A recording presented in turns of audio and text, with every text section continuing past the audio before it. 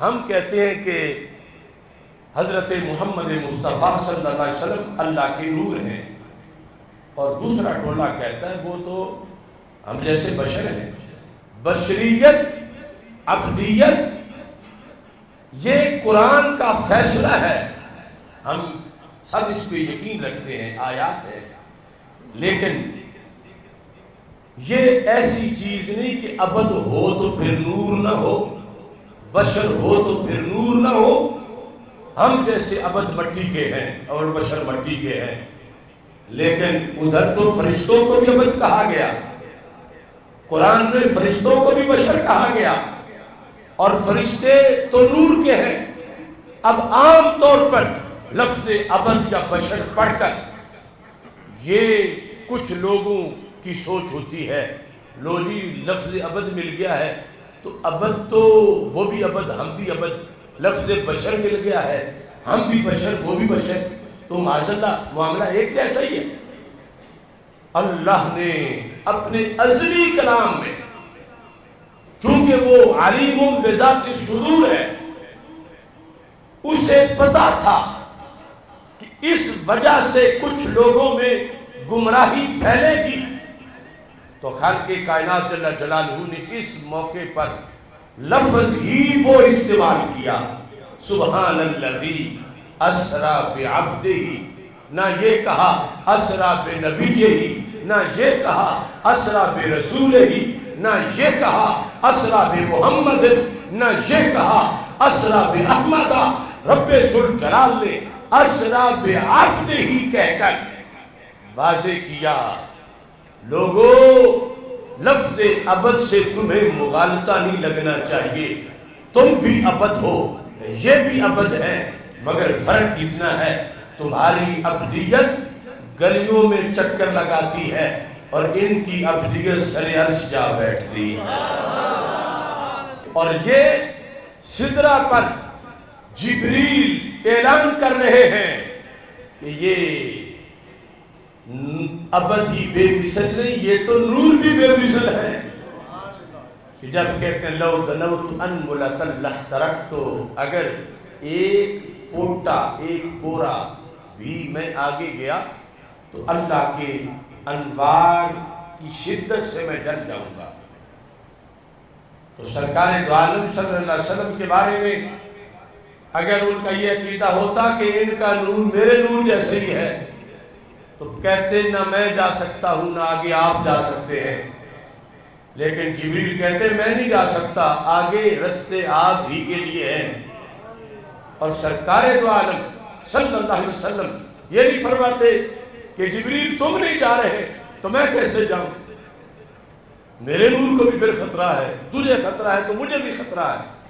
سرکار فرماتے حل لک من حاجہ، جبریل بتاؤ تمہارا کوئی کام ہے تو وہ بھی کرا کے میں آؤں گا۔ اور پھر جب واپس آئے تو جبریل علیہ السلام کہہ رہے تھے میں جل جاؤں گا، اور سرکار جب کروڑ ہاں جلوے اپنے پیکر پر وصول کر کے واپس لوٹے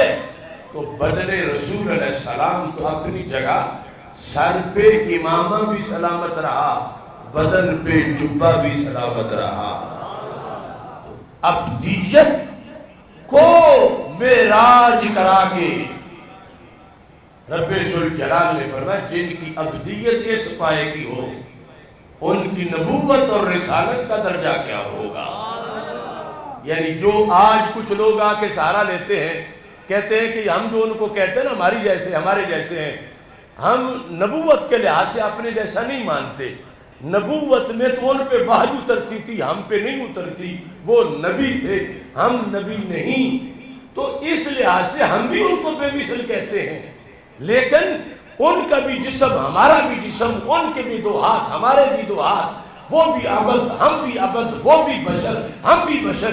اس لحاظ سے معاذ اللہ ہم ان کو اپنے جیسا کہتے ہیں۔ تو رب ذوالجلال نے اسی وجہ سے ہی لفظ عبد استعمال کیا، سبحان الذی اسریٰ بعبدہ بلا تشبیہ و تمثیل۔ ایک وہ انسان جو پی ایچ ڈی کی ڈگری رکھتا ہے لیکن اس کو کوئی منصب ایسے کے لیول پر دیا جا رہا ہے، اس کا مطلب یہ ہوتا ہے کہ یہ تو سیٹ اگرچہ بڑی ہے، بہت بڑی ہے، لیکن یہ تو ابھی اس کے ایف اے ہونے کا لحاظ ہے، بی اے ہونے کا ہوگا تو اور بڑی ہوگی، ایم اے ہونے کا ہوگا تو اور بڑی ہوگی، پی ایچ ڈی کا لحاظ ہوگا تو اور بڑی ہوگی۔ تو رب ذوالجلال معجزہ معراج جس پر قیامت تک عقلیں حیران رہنی تھی، اللہ یہ واضح کرنا چاہتا تھا وَلَلْآخِرَةُ خَيْرٌ لَكَ مِنَ الْأُولَىٰ، کہ اسے سن کر کوئی یہ نہ سمجھے کہ جو رب نے دینا تھا انہیں دے دیا اور بات ختم ہو گئی۔ فرمایا یہ تو ان کی عبدیت کا اعزاز ہے، جن کی عبدیت کو یوں نوازا جائے کہ عرش پہ لایا جائے، ان کی نبوت کا اعزاز کیا ہوگا اور رسالت کا اعزاز کیا ہوگا۔ لہذا محض فرق ہی عبدیت کا واضح کر دیا کہ یہ وہ عبدیت ہے کہ جو کروڑہ جلوے اس پہ پڑے پھر بھی اسے خراش بھی نہیں آتا، اور ادھر طور پہ